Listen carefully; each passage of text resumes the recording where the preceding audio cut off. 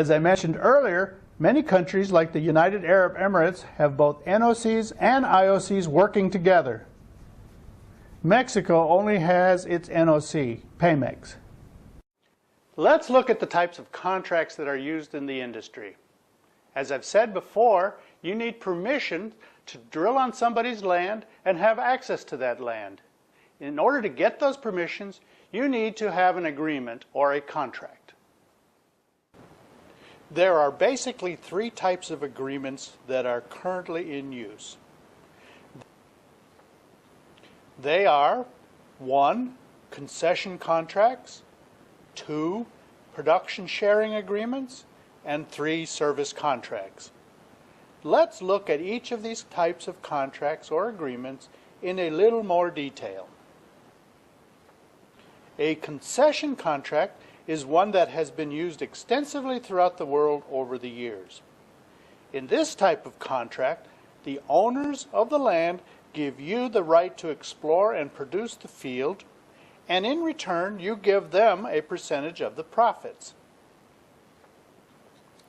Once you have bid on a lease and it has been awarded to you, no one else can drill in the area covered by your concession while it is in effect.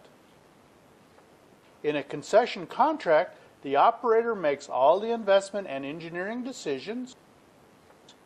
After bringing in the oil rigs, buying the pipeline, supplying the equipment, providing the infrastructure, and hiring and managing the manpower, he explores, develops, and operates the lease. If and when production begins, he pays a royalty interest to the owners of the land and mineral rights. A royalty interest, in this case, is a payment from the operator to the owners for the revenues generated by the sale of a specified percent of each barrel of oil or cubic foot of gas sold. In addition, the operator must also usually pay corporate taxes imposed by the government on his share of the profits. Remember, profits are what is left of the money after he has paid all of the expenses. Currently, concession contracts are used primarily in the United States, Canada, and in the North Sea. The second, the production sharing agreement, is favored in the rest of the world, especially in places with national oil companies. Let me explain why. In a production sharing agreement, although the operator still makes all the financial and engineering decisions, he must give up a portion of the production. This portion usually goes directly to a national oil company who needs the oil and gas for its own refineries or other downstream commitments. In essence, the operator and the NOC each take a portion of the production, and the operator is allowed to sell only his portion. In other words, once production commences, the operator takes the agreed-upon proceeds until he has paid off his investment costs.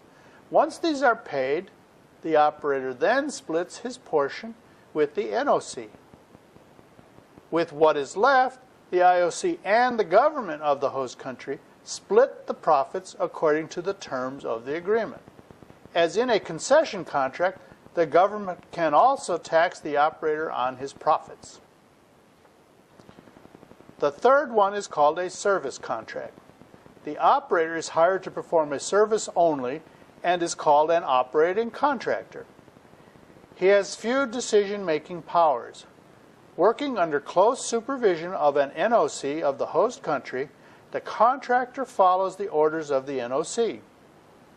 The contractor may offer suggestions, but they do not make decisions about the way the well is explored or produced. Like any employee, the contractor is paid for his time and expertise. Contractors are usually paid a set fee that is charged whether oil or gas is found. Of course, in this type of contract, the contractor does not make as much money as the other two types of contracts, but then again, he risks very little and gets paid regardless of whether oil and gas are found. Over the last several years, the business of drilling for oil has changed tremendously. Still, with the potential for humongous profits, the business of drilling for oil, nevertheless, demands superb engineering skills, access to a lot of money, and the ability to make contracts that encourage exploration and production. The number of IOCs has been whittled down to a few super major companies, while oil-producing states themselves now wield more power than ever. Okay, so let's review. The quest for mineral resources is as old as the history of humankind. Gold, silver, copper, precious stones, etc., have always defined the wealth of a civilization and the prosperity of its citizens. When Francis Drake drilled his first oil well in Titusville, Pennsylvania in 1859, the modern petroleum industry was born. Uses for this black, viscous, liquid energy continue to excite the imaginations of inventors and entrepreneurs throughout the world. Their inspirations have produced machines that have transformed our world and the way civilizations function. Everyone uses oil and gas to run the devices that keep us warm or cool, that allow us to travel hundreds and thousands of miles a day, that drive the internet and global communications. We even use it to grow our food and put it in our drugs to keep us well. King Oil controls our world and will continue to do so until another form or forms of energy come along that is as cheap and as easy to use. Because of its promise of wealth and power, every country yearns to be an oil producer. Some countries have used this windfall wisely, and of course others have not. Nevertheless, because of the very complex methods of extraction, the oil industry needs the engineering experts and is willing to pay for their expertise. In the years ahead, as an employee of an international oil company, a national oil company, or a contractor, you'll want to lease from private or government owners a tract of land that may hold commercial quantities of hydrocarbons for you to explore. Your first step will be to make a concession, production sharing, or service contractual agreement for leases that will give you permission to explore and produce hydrocarbons. Within those agreements, you'll also be subject to regulatory oversight and be made to adhere to a standard of best practices that include protecting landowners' rights, maximizing efficient recovery of hydrocarbons, protecting the environment, as well as the health and safety of the workers, and providing jobs for local citizens. Because national oil companies, along with their governments, now hold and control over 88% of the world's reserves, international oil companies will find themselves more and more using their own technical expertise to develop the oil fields of these NOCs.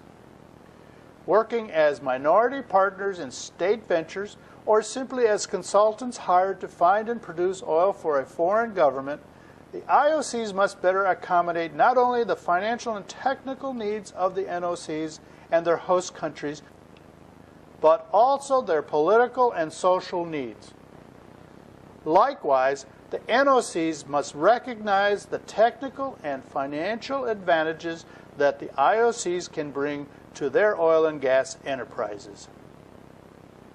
Even as the symbiotic and synergetic relationships between the international oil companies and the national oil companies evolve and mature, it is clear that visionary men and women, engineers, the world over, will continue to keep the oil flowing, thus making our lives healthier, easier, and more enjoyable.